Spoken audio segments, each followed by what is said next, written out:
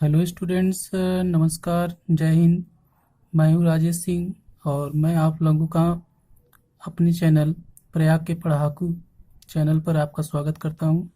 आज हम लोग सेकंड लेक्चर लेकर के आए हैं, some basic concept of chemistry 11th class 11th की केमिस्ट्री का सेकंड लेक्चर।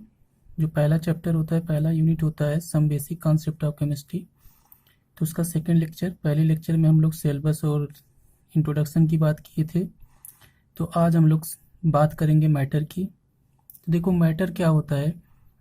मैटर बेसिकली हमारे आसपास वो सारी चीज़ें जो जिनके अंदर मास होता है, वो स्पेस ऑक्यूपाई करते हैं, तो उनको मैटर बोला जाता है। ठीक है, तो मैटर के डिफिनीशन हम लोग ये कह सकते हैं, anything anythings which have mass and occupy space is called matter. तो मैटर डिफिनीशन क्या बनी?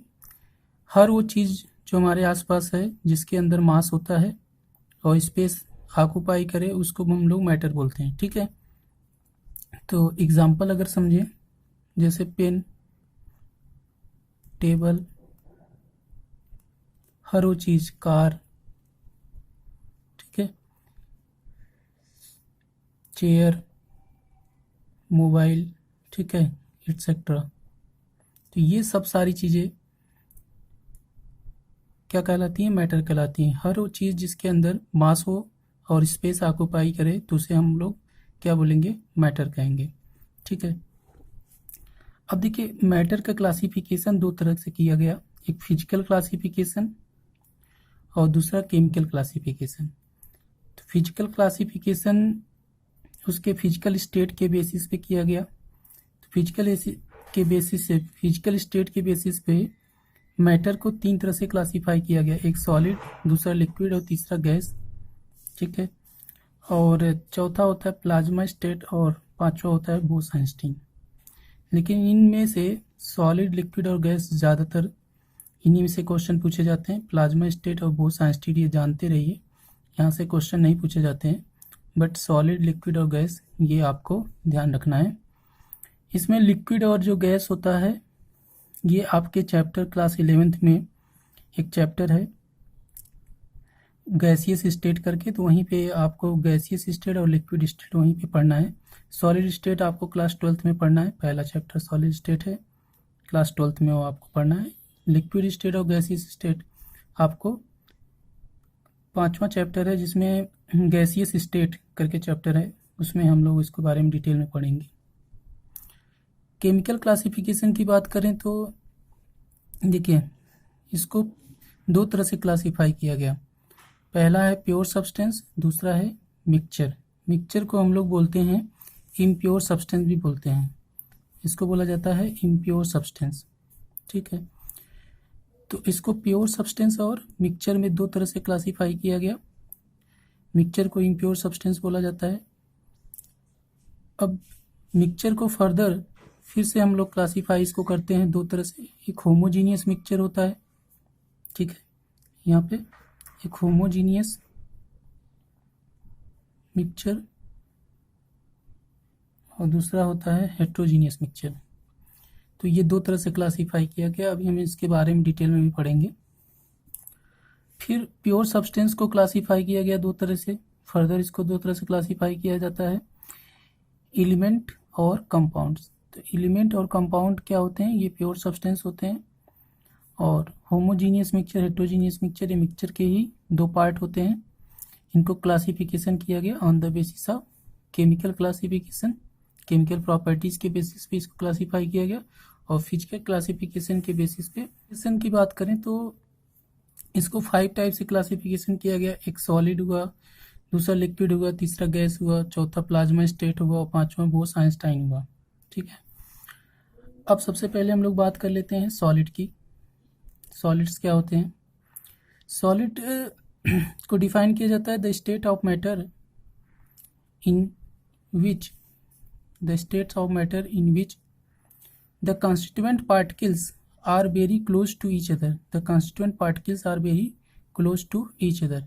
मतलब समझिए यहाँ पे सॉलिड एक ऐसा स्टेट ऑफ मैटर होता है, मैटर का ही एक ऐसा स्टेट होता है जिसमें कि जो कॉन्स्टिट्यूएंट पार्टिकल्स होते हैं, जैसे एटम्स, मॉलिक्यूल्स, आयंस। भाई कोई सॉलिड है जैसे सोडियम क्लोराइड है तो Na+ और Cl- ये कॉन्स्टिट्यूएंट पार्टिकल होंगे उसके, केटायंस या एनायंस।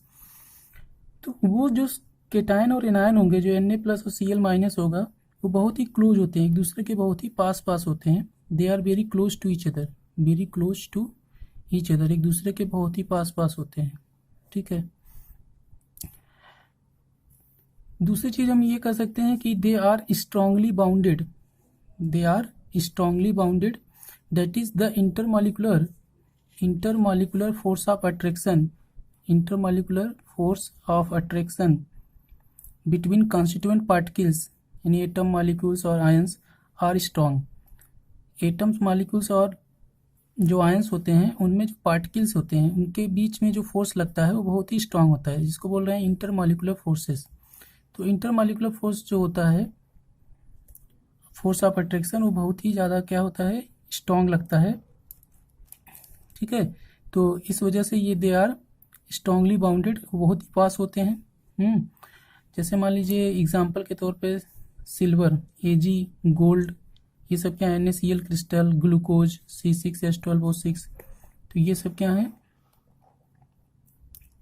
सॉलिड में कंसीडर किए जाते हैं। क्योंकि यहाँ पे हमने बताया कि सॉलिड में क्या होता है कि जो कॉन्स्टिट्यूएंट पार्टिकल्स होते हैं they are very close to each other. जैसे यहाँ पे ये है, ये है, तो इनके सेंटर्स के बीच में जो डिस्टेंस होती है वो बहुत ही कम होती है। ठीक है।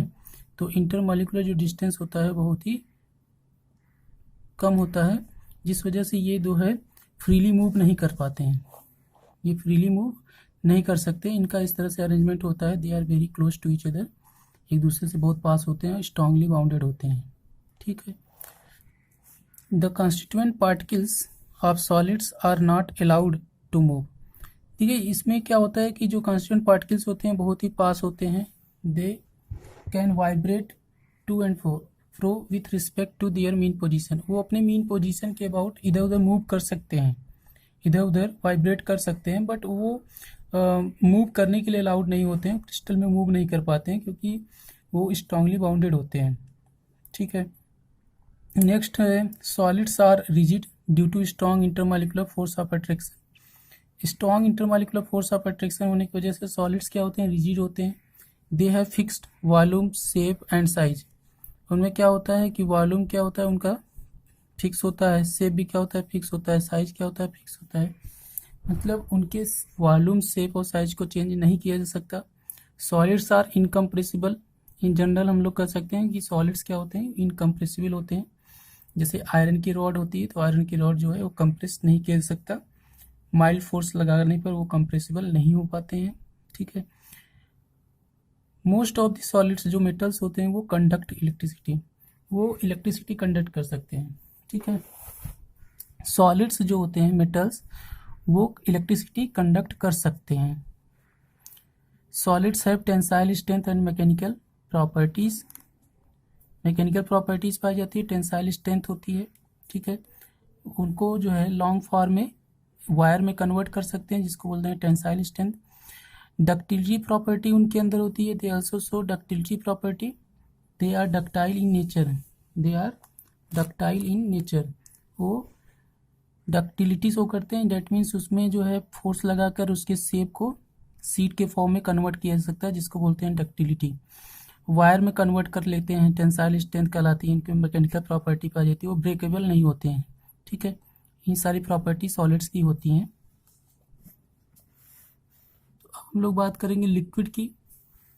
देखिए लिक्विड क्या होते हैं, सेकेंड स्टेट ऑफ मैटर होता है विच हैव डिफिनिट वॉल्यूम।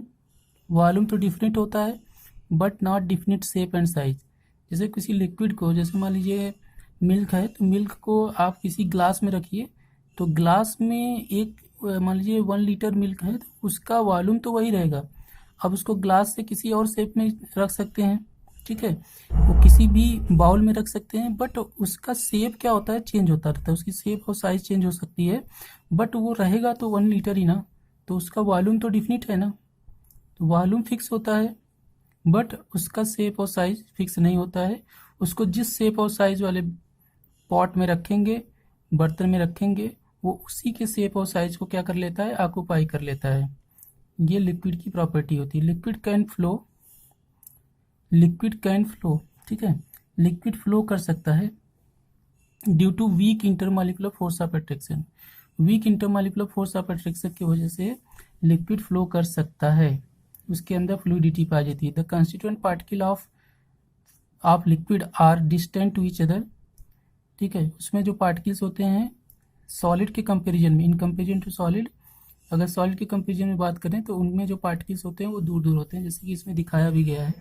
यहाँ पे देख लीजिए अरेंजमेंट, यहाँ पे देखिए ये जो एटम्स और एटम्स हैं वो क्या होते हैं, काफ़ी दूर दूर होते हैं, ठीक है, तो इस वजह से इनमें जो फोर्स लगता है वो कम लगता है। अरेंजमेंट ऑफ लिक्विड पार्टिकल्स, वो लिक्विड के जो पार्टिकल्स होते हैं वो इधर उधर मूव कर सकते हैं, इजीली मूव कर सकते हैं, क्योंकि इनमें फोर्स कम लगता है, इनमें रैंडम मोशन पाया जाता है, ठीक है, वो रैंडम मोशन होता है उनमें।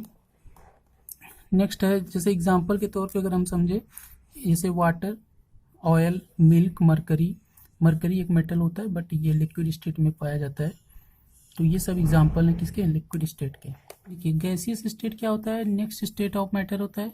The constituent particles of gases are very distant to each other, एक दूसरे से बहुत दूर दूर होते हैं, ठीक है, they are very distant to each other, एक दूसरे से बहुत दूर दूर होते हैं।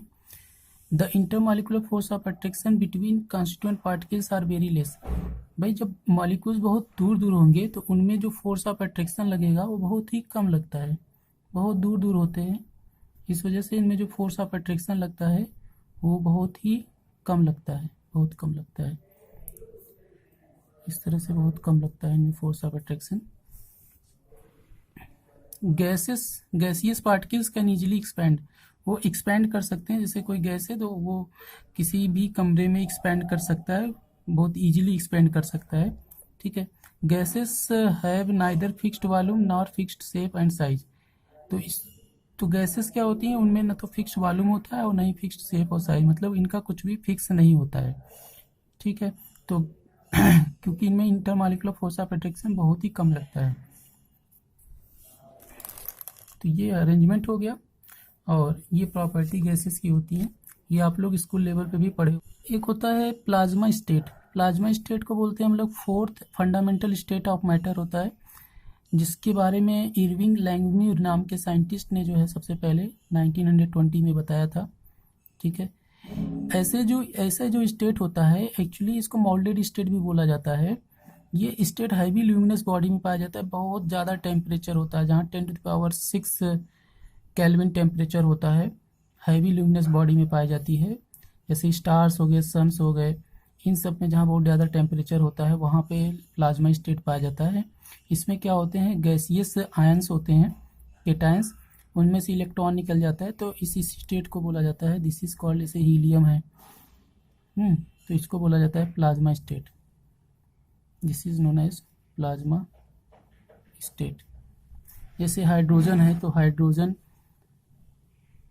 मान लीजिए कि हाइड्रोजन आयन है और 1 इलेक्ट्रॉन, तो इस स्टेट को ही बोला जाता है, this is known as plasma state. ये आयन फॉर्म में होता है, ठीक है, तो आयनिक स्टेट में पाया जाता है, इसलिए प्लाज्मा स्टेट बोलते हैं। बोस-आइंस्टीन एक जो पांचवा जो है फंडामेंटल स्टेट होता है, जो पार्टिकल्स इसमें क्या होते हैं, बोसान्स होते हैं, इनको गॉड पार्टिकल्स बोला जाता है, ठीक है, तो ये जल्दी ही में जो है इसको जो है डिस्कवरी किया गया है, ठीक है, गॉड पार्टिकल्स के नाम से जाना जाता है। तो बोसान्स जो होते हैं वो बोस-आइंस्टीन के फंडामेंटल पार्टिकल्स होते हैं, बोसान से बने होते हैं, इनको गॉड पार्टिकल्स के नाम से भी जाना जाता है। अब यहाँ पे समझ लेते हैं कि जैसे सॉलिड क्या होता है, सॉलिड को हीट किया जाए, अगर सॉलिड को हीट करते हैं तो लिक्विड में कन्वर्ट हो जाता है, ठीक है, इसको लिक्विफिकेशन, ठीक है, इसको लिक्विफिकेशन को बोला जाता है, जब सॉलिड को जो है लिक्विड में कन्वर्ट करते हैं, ठीक है, और जब किसी लिक्विड को गैस में कन्वर्ट करते हैं इसको वेपराइजेशन बोला जाता है, क्या बोला जाता है, वेपराइजेशन, वेपराइजेशन, इसको बोलते हैं लिक्विफिकेशन, लिक्विफिकेशन।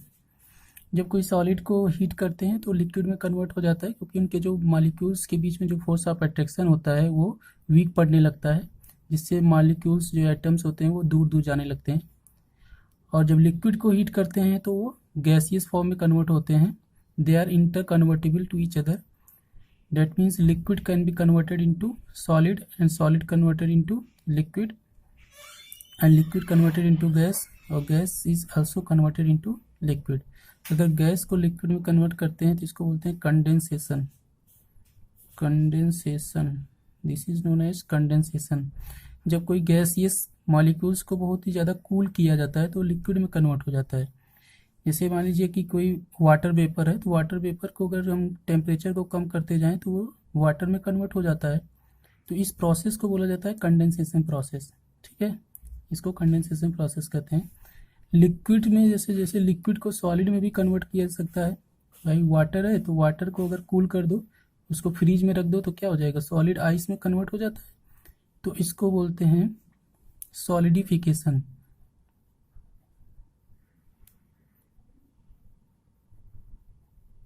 फिकेशन। इसको जो है फ्रोजन स्टेट भी बोला जाता है, यानी फ्रीज करना, फ्रीज कर रहे हैं हम लोग जैसे, तो उसको जो है सॉलिड में कन्वर्ट कर देते हैं। जैसे आइस होता है, आइस वाटर को जो है आइस में कन्वर्ट किया जा सकता है, उसको टेम्परेचर को कम कर दीजिए तो वो आइस में कन्वर्ट हो जाएगा, ठीक है। तो आज के लेक्चर में इतना ही। नेक्स्ट टॉपिक पे हम लोग नेक्स्ट लेक्चर में मिलेंगे, तो इसके आगे हम लोग और भी बातें करेंगे कि किस तरह से केमिकल क्लासिफिकेशन की बात करेंगे, उसमें कैसे प्योर सब्सटेंस क्या होते हैं, इम्प्योर सब्सटेंस क्या होते हैं। फिर प्योर सब्सटेंस में एलिमेंट की बात करेंगे, कंपाउंड्स की बात करेंगे। इम्प्योर सब्सटेंस में मिक्सचर्स की बात करेंगे, वहीं पे होमोजीनियस और हेट्रोजीनियस मिक्सचर की बात करेंगे। फिर देखेंगे कि मिक्सचर और कंपाउंड में क्या डिफरेंस होता है। ये सारी बातें हम लोग नेक्स्ट लेक्चर पे करेंगे। Okay, thank you.